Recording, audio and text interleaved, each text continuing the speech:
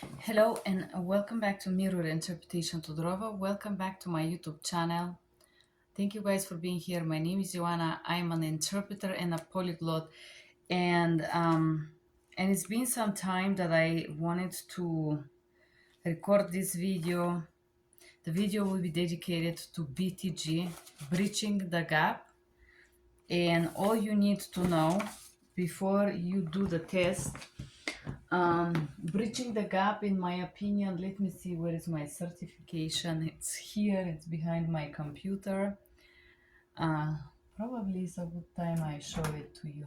Hold on a second. Talking about this certification. In my opinion, this is the best certification you can get in USA and the best training you can get for this certification through Bridging the Gap. It's called the Cross-Cultural Healthcare Program, based in Seattle, Washington. I went ahead and did this program, the training and the test in the Asian Pacific Center in Aurora, Colorado. I'm gonna fix this later. But I'm gonna talk about all the things you need to know before you attempt this test. You're gonna get this book when you purchase. So I'm gonna go by the book more or less. I'm not gonna read it. I'm not gonna provide you training. I'm just gonna stop on the things that you should know before you attempt this exam. Okay? In this book, lesson one talk about the roles of the interpreter and what is the goal of the interpreter. Okay. The purpose of medical interpreting, facilitating communication, understanding, interpreter messages understood, communication is exchange of information. And then this portion talk about different type of barriers, cultural barriers, systemic barriers, lack of understanding how the healthcare system work. And then the roles of the interpreter. And we have conduct, clarifier, cultural broker, and advocate. And in the next portion, in huge detail, this book describe what are the different roles. Conduct is the main role. Clarifier, I need clarification, I need to understand. Cultural blocker, interpreter offers cultural clarification. Advocate, interpreter is the role of advocating for the limited English speaker. And what this mean? Okay, and then second portion, core of ethics for medical interpreter. What are code of ethics, why they are important, and then we start with code of ethics based on national standards and practices, which I have printed over there, which I'm not gonna get over or go in detail about, but I'm just gonna go what you need to know. So accuracy, what means accuracy? Advocacy, confidentiality or HIPAA, cultural competence to understand the culture. Impartiality, interpreter should be impartial at all time, professionalism, monitor, and so on, and respect for either parties. Then the second portion talk about understanding HIPAA. My neighbors are fighting as usual. So, and then they have case studies in which you have to identify what kind of code of ethics was the conflict or what is the problem here based on this book. So basically they're trying to check your understanding of that. During the class, there was not much time dedicated to this portion. And then the last portion is interpreter transmit the content and the spirit. Spirit, meaning for meaning, content, and then the spirit of the cultural context. Okay. We have appendix now that talks about what is HIPAA privacy rule, person approved, okay. What is business associate? How this apply to me? So as an interpreter, freelancer, contractor, you are considered business associate. What information is protected by HIPAA? This is PPI, personal identifiable information. You should know this on memory. When can interpreter disclose personal information? Usually never. There is only one exception, life-threatening emergency or something like this. But I have never been in this type of emergency that I, as an interpreter, had to disclose any information to anyone. Then describe business associate. What is that? Can an interpreter disclose information of the patients related to child to older? So, what information should patient receive about the HIPAA privacy rule? They are just letting you know in this training how the HIPAA system work, but this does not mean that you as an interpreter have to disclose this. Your main job is to interpret. And then describe what is business associate. The reason that they describe so in detail this portion is because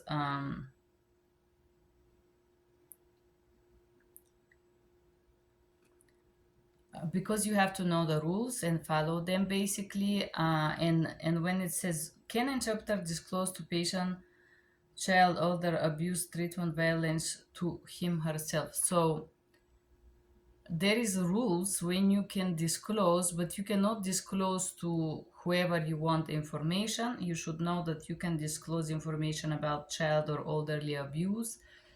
You can file on the official side if you assisted this type of abuse. I filed this maybe few times.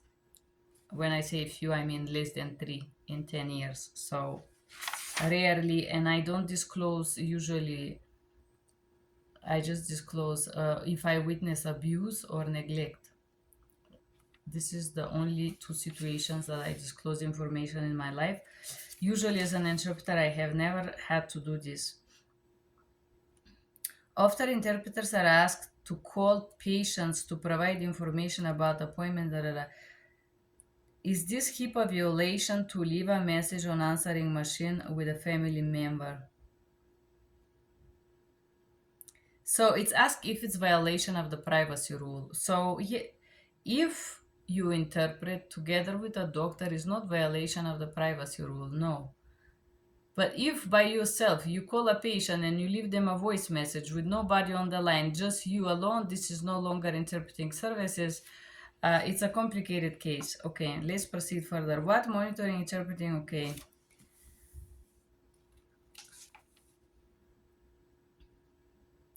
The difference between state privacy rule for HIPAA.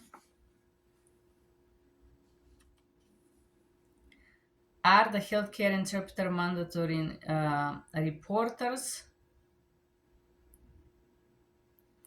People who are required to report who have direct contact with children. So, children or elderly that are abused, you must report. Usually, that's the rule. And you cannot just report to anyone. I repeat, you have to report to the federal body what you assisted. Any person on any person requirements.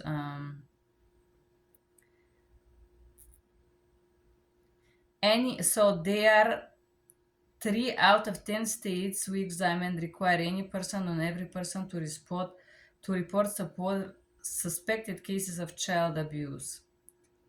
Florida, New Jersey, and North Carolina. So basically, obligations to report child abuse. This is a particular cases when you as an interpreter have to report this, any person and healthcare worker requirement. And this breaks down. So let me read this portion for you. Failure to report a suspected case in misdemeanor in 6 of the states. Failure to report suspected cases in misdemeanor. It's a misdemeanor in 6 states: California, Florida, Illinois, New York, and Texas. So, guys,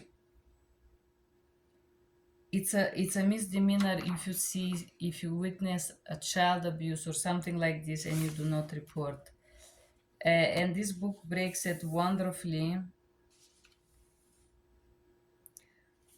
And so, checklist: what to look for in a state mandatory reporting. When it says any person, this many person should be reporting. And if you provide services for those states, the client are going to train you as an interpreter, so don't worry about these cases. However, this book amazingly described that. Mode of interpreting: consecutive, one person speak, the second person speak. Side translation: you have the text in English and you side translate it to the target language. Simultaneous interpreting, word after word. And summarization, it's a way of interpreting. You can summarize. I have never had to use this in 10 years of medical interpreting. This is not usually the case, but I have used summarization when I work in a trade fairs, guys. The role of conduct: interpreter interpret in first person, interpreter interprets sounds, literal, not literal, but meaning for meaning. Interpreter reflects tone, inflection, and volume. What's meant to be in this role, basically, you should already know, and there's different exercises here.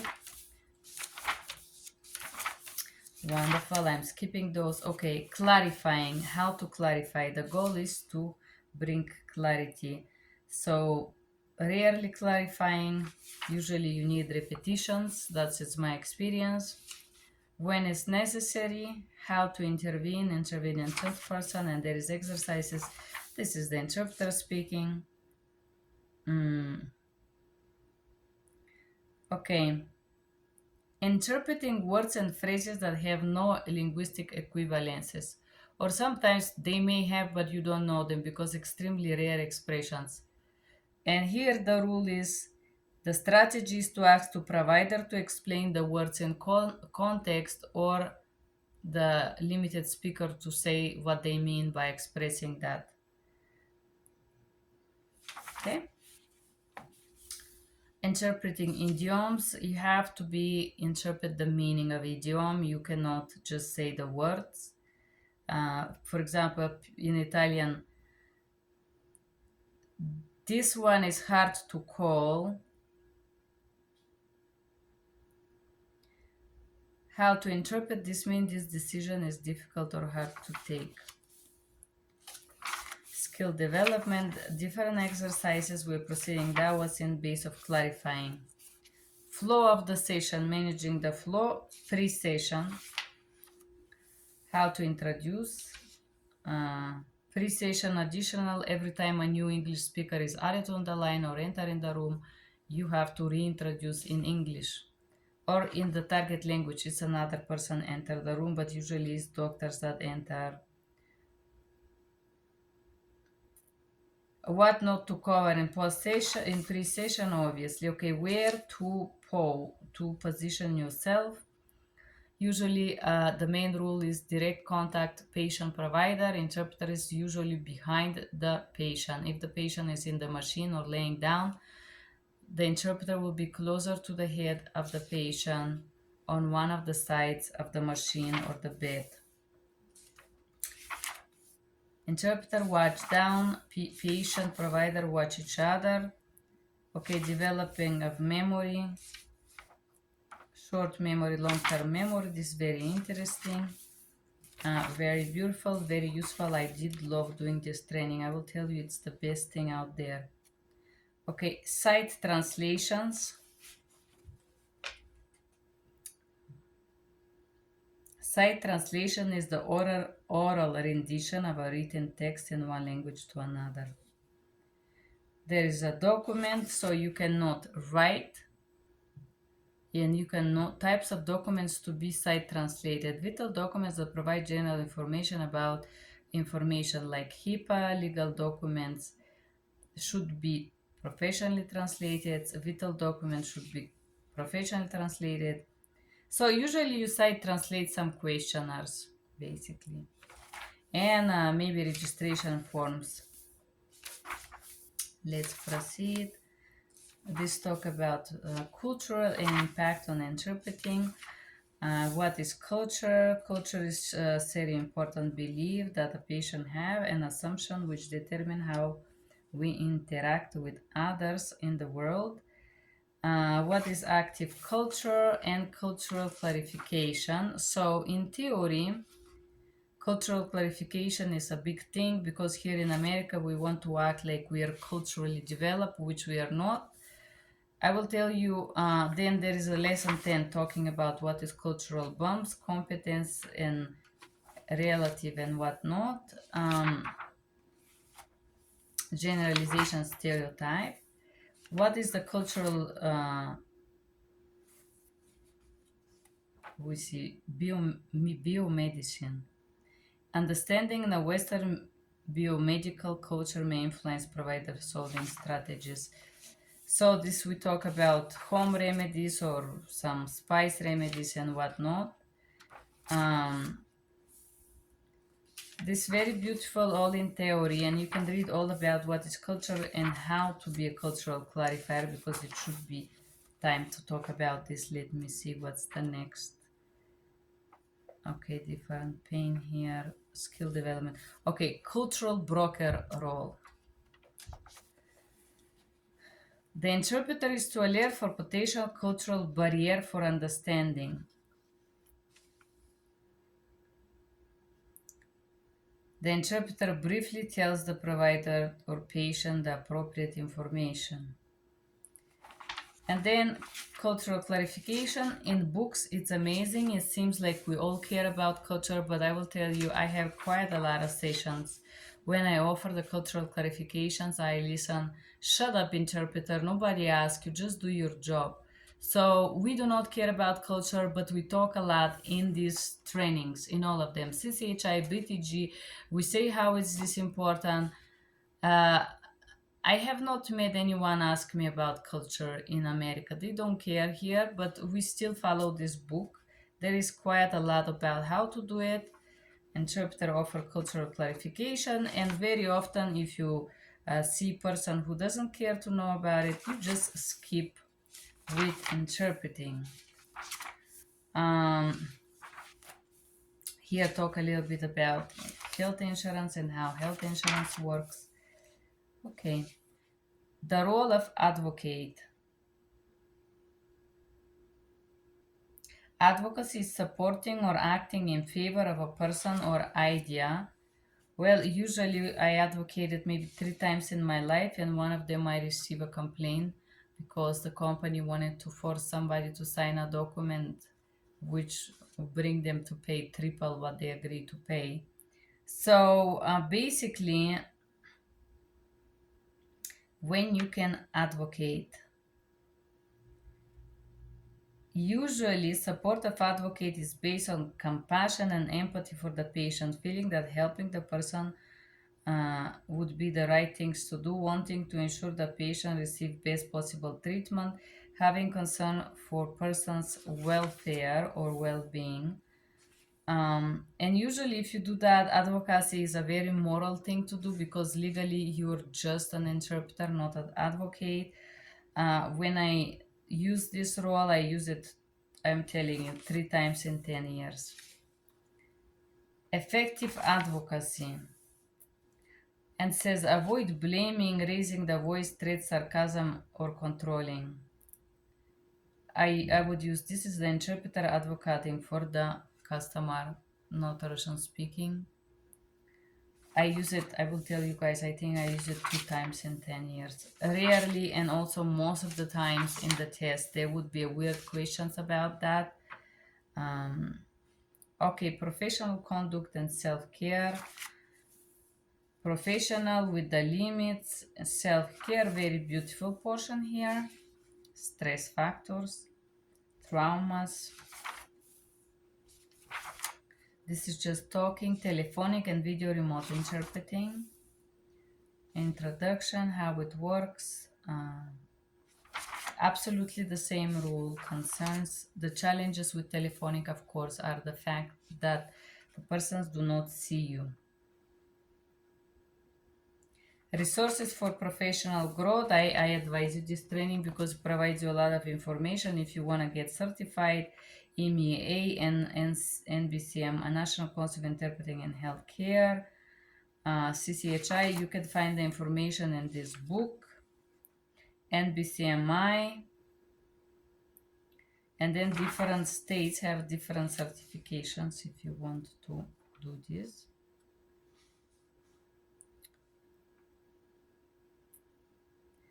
Federal court system, how to register if you want, how to test. And so additional resources, general interpreting, and okay, the programs, all of this in the end of this book. Then medical terminology. It's a great appendix 1. We start with introduction, some medical terminology, how to study them. Vocabulary, okay, cardiovascular system. Arteries, blood, arteries away from the heart, veins, pulmonary, no, into the heart. And then we have anemia, aneurysm, angina pectoris, cholesterol, congenital heart defect, congestive heart failure, high blood pressure, myocardial infarction, anemia, varicose vein, hypothermia, digestive systems. And then for digestive, most common ones, what is it? Small, large intestine, duodenum, pancreas. Common problems, cirrhosis of the liver, diarrhea, constipation, gallstones, heartburns, acid reflux, gastroenteritis, hemorrhoids, hepatitis, irritable bowel syndrome, peptic ulcer, and then endoscopy and upper endoscopy, which is easy. I think you guys should know those already. Pituitary gland. Okay, guys, this was in the test. If you're gonna do the test, remember it's located right here. I remember because I made error. That was the only question that I did not respond properly. That's why I remember. Thyroid glands, adrenal glands, pancreas. Little bit about endocrine system, skeletal system, joints, muscles, and talks about different bones here. Then we have the muscles, the name of some of the muscles, which probably you're not gonna know because the people never use those muscles when you work. But the disease here: arthritis, back pain, carpal tunnel syndrome, fibromyalgia, FMS. This is the one that they love in the test. Fibromyalgia is a disorder that causes muscle pain and fatigue. Fractures, hernia, osteoporosis, strains and sprints. Nervous system. We study a little bit motor. The eyes. The eyes is the favorite. They use it in the exams, not only here, but they love these exams with the eyes, the ears, the pupils, retina. Where is the retina? Ears, ear canal, eardrum, middle ear, outer ear. Nervous system: Alzheimer, cataract, cerebral palsy, and stroke. Stroke is classical. You should know tons about stroke. Then we talk dementia, epilepsy, seizures, glaucoma, headache, Parkinson disease. This is very classical. Poliomyelitis. Polio is an infection caused by virus or bacteria, and its person throat infected the throat and the intestine. I remember this was in one of my tests and I did not remember it. Polio, but now I know because I didn't remember it on the test. Polio is an infection caused by virus. Spinal cord injuries, lumbar puncture, spinal tap, and you should know spinal tap, guys, because you're gonna use it when you work. Respiratory systems, nose, okay, lungs. You should know lungs, bronchs, what is pleura, alveoli. Disease: asthma, bronchitis, COPD, chronic obstructive pulmonary disease, cold. Emphysema is a type of COPD. influenza or flu, pneumonia, tuberculosis. Pulmonologist is the doctor. Bronchoscopy and pulmonary function test, great. Skin, what you should know about the skin. Acne is common skin disease that causes pimples. I just want to see if they have the, okay. Athlete foods, I never interpret that in my life. Burns, classical.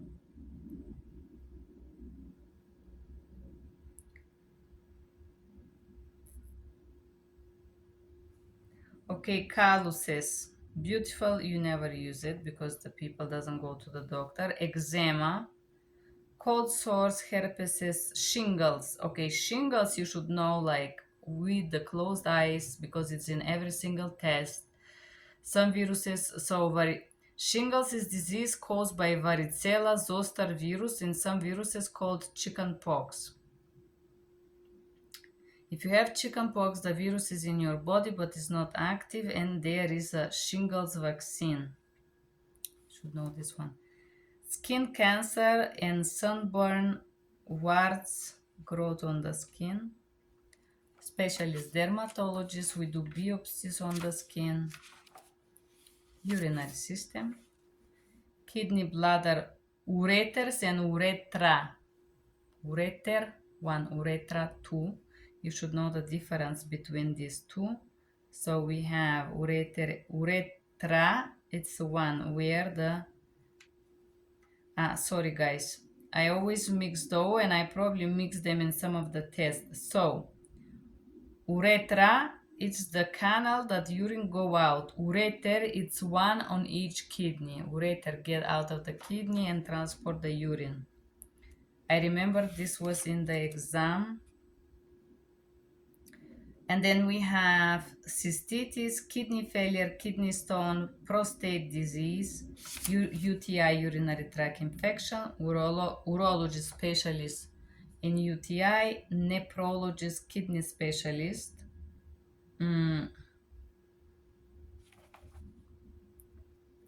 cystoscopy, renal dialysis. You know what is that, right? Hemodialysis and other dialysis. Okay. Female reproductive system, fallopian tubes, eggs, ovaries, uterus, cervix, vagina, and vulva. Let's see. Pregnancy. Okay, amniotic sac and amniotic fluid. They're particular, they like to use them. Umbilical cord. What is the cervix? Is the opening of the uterus or the neck of the uterus. Okay, cancer, breast cancer, fibrosis, ovarian cyst, vaginal infections, female infertilities, miscarriage, amniocentesis. The test is done, okay, to see if there is a problem with the fetus. I will read this for you because you should know this one. I just want to check if it's what I'm thinking.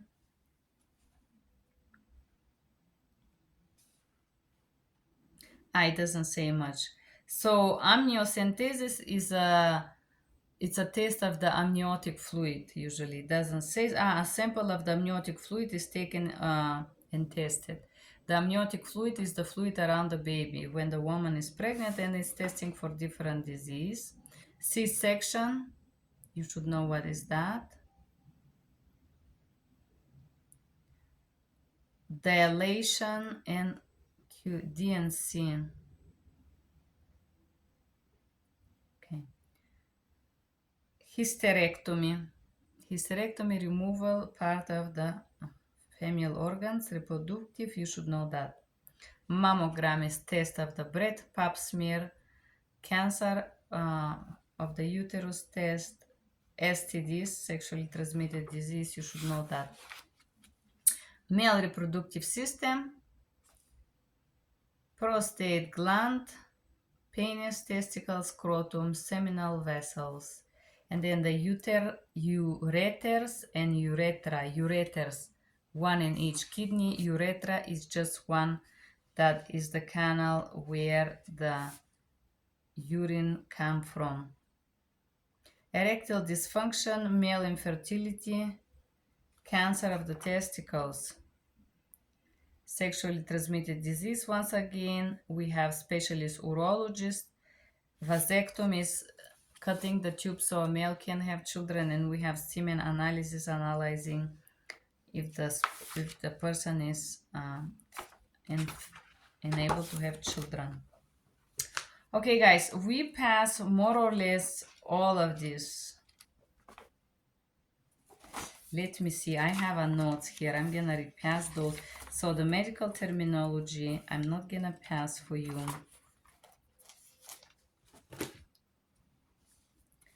Cultural awareness, why you should be aware, why you need this.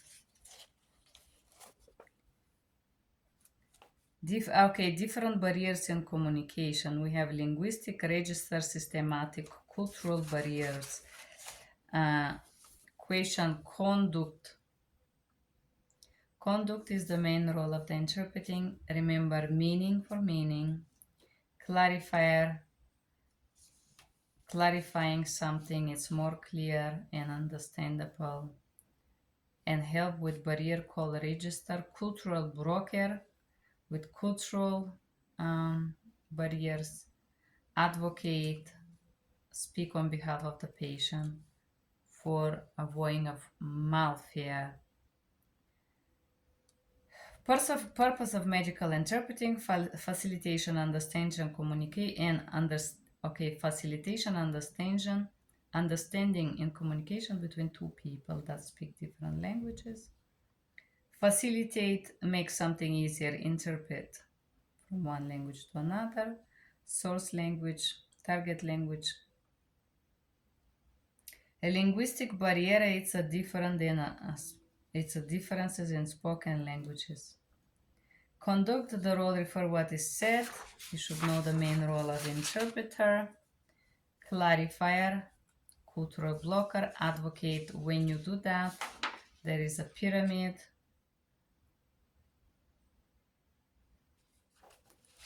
Code of ethics, accuracy, everything says. Advocacy, to advocate, confidentiality. Keep everything confidential. What information you should keep confidential. Cultural competence, what is important. Offering a clarification if there is going to be a misunderstanding and gap of communication between patient and provider. This is in the test, you should know this one. Impartiality. Interpreter cannot advise, cannot express opinion, should stay impartial. Professionalism, monitor, respect to all parties. Okay, 7th step to decision making. Ask to determine a problem, identify, clarify, identify ethical rule, clarify, consider all alternatives. Designing, okay, these steps were somewhere in the exam, however, you don't use them in real life. Mode of interpreting, you should remember consecutive is for medical side, for documents simultaneous and legal, and business, and summarization, usually it's never used in medical unless the doctor requests you to do it for a patient or something. But in the main role, you should interpret everything that it says. The role of conduct. Everything faithfully, accurately, meaning for meaning, without omitting, adding, or changing anything. Role of the interpreter in the first person. Interpret sounds, cursing words, and everything. The main purpose, facilitate communication and understanding. Clarifying, to make something more clear. How to intervene, stay calm, intervene in first person. Pre-session and managing the session, and post-session, how to manage flow of the session. Code of ethics, stay calm. Site translation, it's oral rendition. Remember, you as an interpreter are never allowed to write anything down. This is gonna make you lose ability to work. Um, and then cultural lens, cultural bumps, cultural clarification, very useful. You should offer it. If they say no, you proceed. Cultural biometrics, what is that?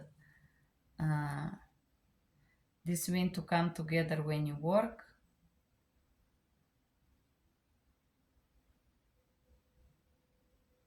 Okay, steps in problem solving, collect information, decision what is wrong, figure it out. The goal is to connect, collect information, follow the plan, and cultural broker roles. Basically, it teaches you how to clarify, and this is the end. This is the end of this video for us, guys.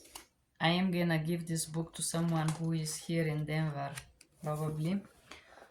And the list, I'm gonna give a little test for us, guys. This is the test, pre-test, if you want to, just to see if we are ready.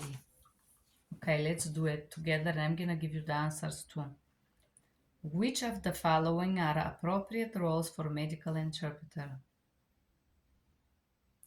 Repeat a message spoken in one language to another without adjusting the register. Provide the listener with cultural information to facilitate understanding. Adjust the register when necessary to make sure the patient and provider have understood each other. The answer is all of this. The patient in this case is a 15 years old girl who speaks both English and Somali. She is seeking a neurologist about her seizures. She's seeing a neurologist. The parents have come with her and they speak only Somali. What mode or modes of interpreting shall interpreter need to use? For some strange reason, in this case, the answer that they said is correct is consecutive and simultaneous. However, in medical, the rule is usually consecutive.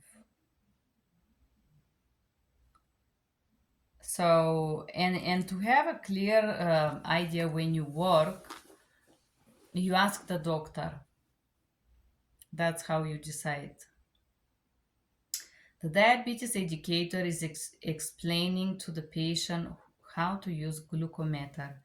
You sense from the patient's body language that she does not understand what the diabetes educator is saying. What would you do? The correct answer is tell the diabetes educator you would like to check if the patient understood. This is what they say that is correct. The other answer is explaining to the patient. Tell the educator that the patient did not understand. Just keep interpreting. So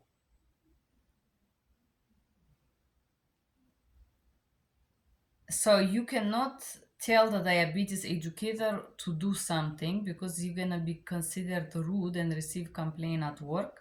However, in this test, the answer is this is correct. As an interpreter, you should suggest patient body language, this cultural clarification, patient does not understand. Transparent communication. It's telling the provider the interpreter needs to ask the patient to explain a word he used before continuing with the interpreting. So usually I say interpreter need a repetition, please hold. Interpreter need clarification, please hold. And then I read the whole set. Wherever I ask, can you clarify this word? Yes, this word for me mean A, B, C, D.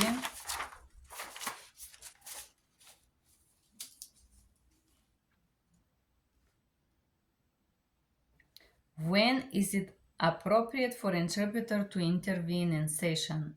When the answer is when non-verbal cues lead you to believe that the patient does not understand. But this answer could have other question where is necessary clarification or repetition. Where should the interpreter stand during routine medical interview? The answer is beside or behind the patient, that is in front of the provider. What Title 6 of Civil Rights of 1964 prohibits healthcare providers who receive federal financial assistance to discriminate basis of race, color, and national origins? Okay, that's race, color, and national origins is the answer. What is the most important tool that a provider has when collecting information to make a medical diagnosis? And the answer is medical history. I know this is very weird questions, but hey, they give it to you to prepare. Although I will tell you those questions are not very pertinent to the exam, but it's good to have any questions than nothing. Which of the following statement accurately defines the term active culture? The active culture of a person can be different even from those that share the same culture.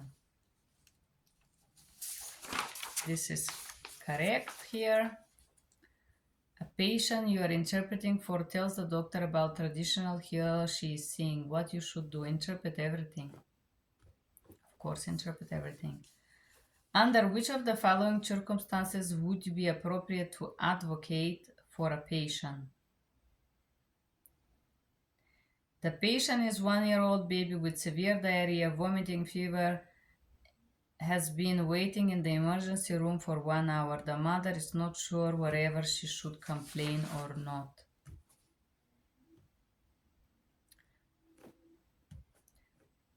You just had a very upsetting interpreting session in which one of your patients was told that her baby has serious disease and not live long. You feel terrible. Which of the following appropriate action to take to feel better? Answers. Talk to your supervisor, professional counselor about it without mentioning anything that could identify the patient. Okay, beautiful.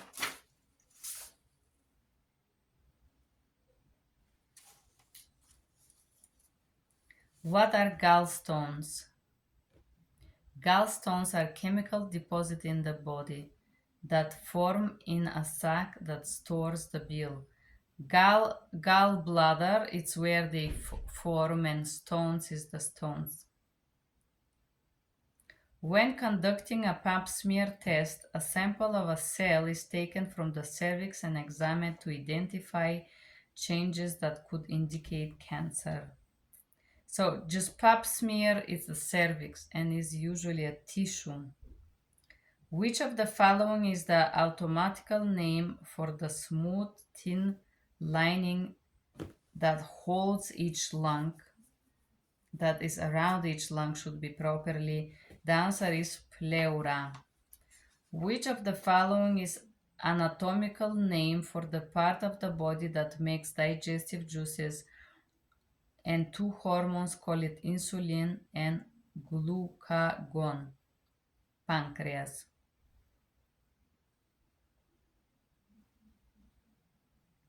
So pancreas make digestive juices. We have gallbladder. Gallbladder, it's where it's stored digestive juices, and liver, it's the liver. Okay, a few more questions here. Okay, this is interesting. The doctor uses a complicated medical words and you as an interpreter think the patient will not understand. Ask the doctor to explain the word simpler. Interpret the word exactly. And tell the doctor that you would like to ask the patient if he understands. Interpret into simpler language if you are sure you know that term means. None of this. The correct answer is ask the doctor to explain and simplify the word. Okay. Then we have the patient has some has come to the appointment and her adult daughter. During the exam, the daughter breaks and starts to talk to her mother. What should you interpreter do? Interpret everything that is said.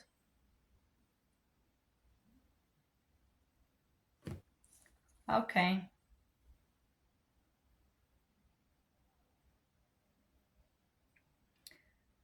Okay, examples of the document that can be signed by an interpreter but only in the presence of the doctor. Interpreter should not sign any documents. The only thing that interpreter may ever sign is where it says interpreter is and interpreter interpret. Usually you do not sign any consent forms, but permission for colonoscopy surgery or anything like this is what the BTG teaches us. However, in real life, as an interpreter, you never sign together with the patient or doctor documents. The only documents you may sign is pertinent to interpreting sessions. Uh, okay, that's everything from the BTG, guys. Thank you for being here. I hope it was useful. Bye bye.